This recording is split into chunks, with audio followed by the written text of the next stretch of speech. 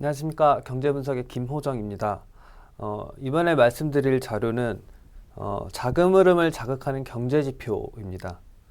경제지표를 활용해서 경제지표 변화에 따라 주식형 펀드 자금 유출입이 어떻게 변했는지 계량적으로 분석한 자료입니다.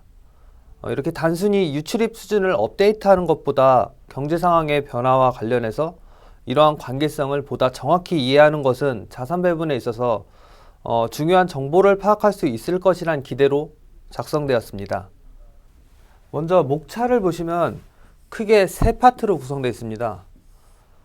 첫 번째 파트는 어떤 경제 변수가 펀드 플로우를 설명하는지 경제 흐름과 함께 살펴본 자료입니다. 파트 2와 파트 3는 한국과 미국의 펀드 시장에 대해서 정리했습니다. 일단 주요 내용 위주로 말씀드리면은 12페이지로 넘어가겠습니다.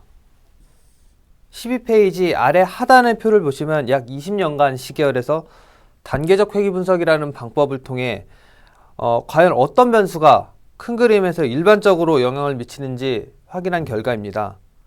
이 표에서 확인은 생산지표, 금융지표, 교역지표, 심리지표 이 네 가지에 추가적으로 최근 회자가 되고 있는 인플레이션 지표가 펀드 플로우에 있어서 중요함을 확인할 수 있습니다. 특징적인 점은 해당 지표가 한 국가의 경제 흐름을 담고 있다는 점입니다. 즉 생산 및 수출 증가로 인한 실적 개선은 주가 상승으로 이어지고 펀드 플로우에도 영향을 미치게 됩니다. 이제부터 한국 시장에 대해서 제가 좀 중심적으로 말씀드리겠습니다. 그렇다면 한국의 펀드 플로우에서 가장 크게 중요한 건 무엇인가 이렇게 생각해 보면은 한국은 결국 생산 경기의 중요성이 알아두셔야 할 점이고, 또한 생산 경기와 연결돼서 수출 경기는 펀드 플로우를 가장 주요하게 움직이는 것으로 확인되었습니다.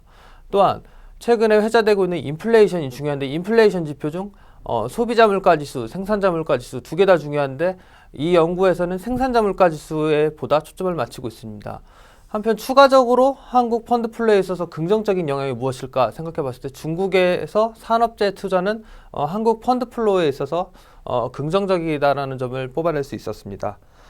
25페이지로 넘어가셔서 그렇다면 한국의 펀드 플로우에서 큰 그림에서 무엇이 가장 중요할까? 20년간 분석 기간에서 가장 무엇이 중요한가 살펴보았습니다. 상단 좌측의 차트를 보시면 한국의 주식형 펀드는 결국 주가, 산업 생산, 소매 판매 여기에 수출까지 실물 지표가 좌우했습니다. 상단 우측에 보시면 주식형 ETF는 수출, 소비자 기대지수, 원달러 환율, 즉 한마디로 ETF는 수출이라고 생각하면 됩니다. 수출과 수출 경기에 대한 자신감이 ETF 플로우에 있어서 긍정적으로 작용했다고 볼 수 있습니다. 아래 하단의 표는 같은 방법론을 활용해서 그렇다면 한국은 한국 경제지표 말고 미국의 경제지표에도 영향을 받지 않을까 이런 생각으로 미국의 경제지표를 가지고도 20년간 시점에서 중요한 변수가 무엇인지 살펴봤습니다. 미국의 경제 변수 중 주가 지수는 20년간 한국의 주식형 펀드 플로우에서 중요한 영향을 미치고 있는 것으로 확인되었고, ETF는 소비자 기대지수, 소매 판매, 산업 생산, 소비자 기대지수, 소매 판매, 산업 생산, 그리고 추가로 ISM 제조업 지수를 살펴봐야 하는 것으로 확인됐습니다. 결국 선진국에서 실물 경제 흐름과 어떤 자신감이 신흥국의 자산 배분에 있어서 주요하고, 신흥국은 실물 지표의 성장세와 그 다음에 수출이 펀드 수급에 있어서 중요한 점을 확인할 수 있습니다. 27페이지로 넘어가셔서 차트 두 개가 있는데 먼저 상단의 차트를 먼저 살펴보면 한국이 산업 생산이 하락하는 구간에서는 자금 유출의 탄력성이 높게 나타납니다. 여기 굵은 선이 자금 유출에 대한 탄력성입니다. 유출에 대한 탄력성이 산업 생산보다 아래에 있으면서 즉 자금 유출에 대해 더 민감하게 반응하고 있습니다. 반대로 산업 생산이 상승하는 구간에서는 자금 유입에 대한 탄력성은 아예 바닥에 누워 있습니다. 즉 생산 반등에도 불구하고 탄력도는 낮게 반응하고 있는 모습입니다. 하단의 차트는 미국과 한국의 산업 생산에 대한 탄력도를 각각 비교한 것입니다. 최근 국면에서 봤을 때 미중 무역 분쟁으로 인한 산업 지표의 훼손으로 인해 미국 지표와 한국 지표 둘 다 자금 유출에 대한 탄력성을 나타내고 있습니다. 하지만 여기 보이는 점선은 한국의 산업 생산의 탄력도인데 한국의 산업 생산 탄력도가 미국의 산업 생산 탄력도보다 아래에 위치하고 있음을 알 수 있습니다. 즉 여기서 말씀드리고자 하는 의미는 한국이 자국 내의 산업 생산이 훼손되는 것에 의해서 더 민감하게 미국의 산업 생산이 부진한 것보다 더 민감하게 반응했다는 점입니다. 결국 한국은 실물 지표 하락에 유독 더 민감하게 반응했다는 점을 확인할 수 있습니다. 31페이지로 넘어가시면 그렇다면 계속 실물 지표 이런 다른 자신감 이런 지표를 얘기했는데, 그렇다면 2019년 지금 당장 어떤 변수가 중요한지 무엇을 봐야 되는지 정리해 두었습니다.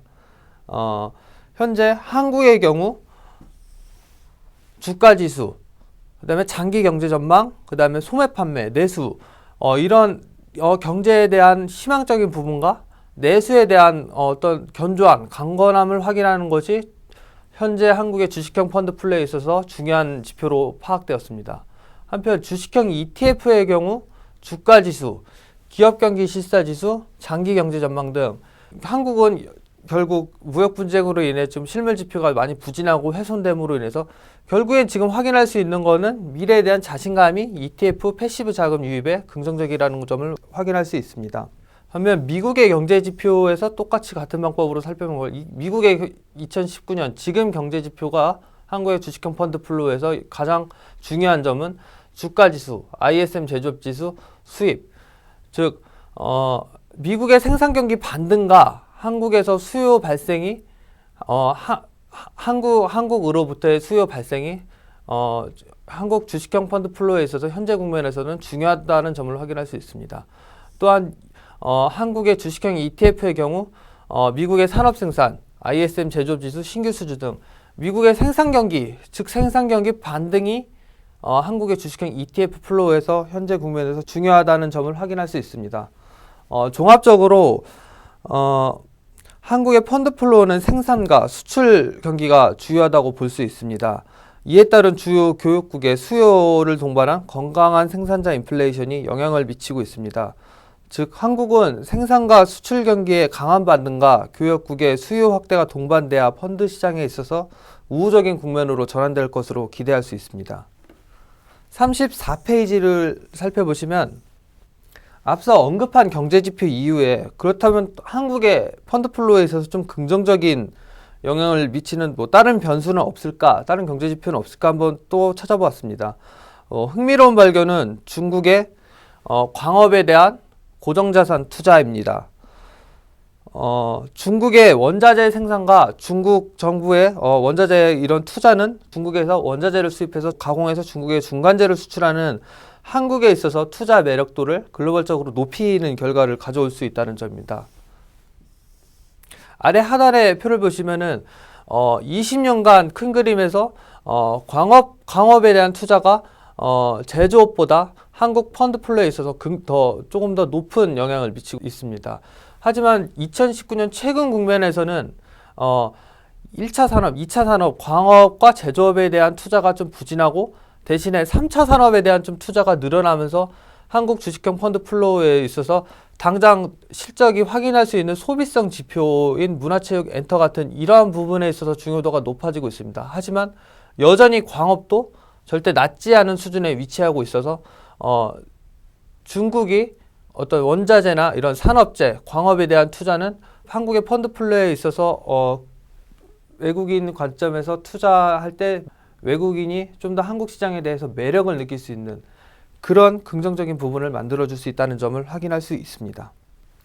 38페이지 아래 차트를 보시면 생산지표 중 무역 분쟁으로 인해 신규 수주, ISM 제조업 지수 부진으로 자금 유입의 탄력성은 최근까지 낮아졌으나 최근에 신규 수주가 반등했고 ISM 제조업 지수가 반등하면서 자금 유입이 좀 더 호전되는 것으로 확인될 수 있습니다. 또 40페이지를 보시면 최근에 생산 부진과 공급 과잉에 따른 생산자 인플레이션의 부진으로 주식형 펀드에서는 순유출이 발생했고 주식형 펀드가 빠져나간다는 점을 자금 유출의 탄력성이 말을 해주고 있습니다. 또한 생산자 인플레이션이 부진함으로 인해서 유입이 계속 지속됐던 패시브 자금도 자금 유입 강도가 좀 줄어드는 모습을 확인할 수 있습니다. 즉 미국 시장은 한국과 연계해서 살펴봤을 때 ISM 제조업 지수, 신규 수주와 같은 생산 지표와 이에 연결되는 생산자 인플레이션, 생산자 물가 지수가 중요하다는 점을 확인할 수 있습니다. 즉 미국은 이런 펀더멘탈 지표에 의해 강하게 움직인다고 정리할 수 있습니다. 마지막으로 49페이지를 넘어가시면 지금까지 말씀드렸던 내용에 대해 꼭 기억할 두 가지만 말씀드리겠습니다. 첫 번째, 펀드플로우는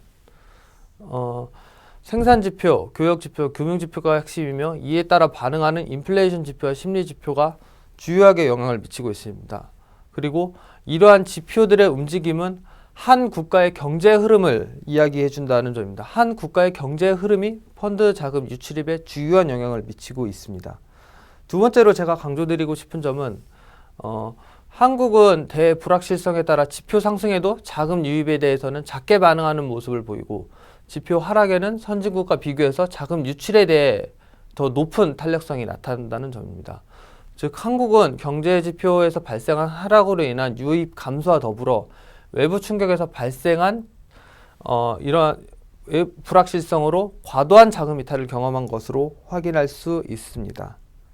무역 분쟁으로 인해 좀 주요 지표가 많이 훼손되었고 부진한 흐름을 보였습니다. 근데 최근에 이제 1차 무역 협상이 원만하게 진행되면서 무역 긴장이 좀 완화되었고 글로벌 경기 회복에 대한 기대가 높아지고 있습니다. 2020년에는 채권이나 단기금융으로 자금 쏠림은 올해보다는 상대적으로 덜하고 반면 주식시장으로의 자금 유입 등 위험자산의 확대, 또 신흥국으로의 어떤 자금 유입에 대한 모멘텀과 환경에 있어서는 올해보다 그래도 개선될 가능성이 높을 것으로 기대하고 있습니다. 경기 회복과 경기 회복에 따른 주식형 펀드 시장에 있어서 자금 유입을 좀 2020년에는 기대해 볼 수 있을 것으로 생각됩니다. 이상입니다.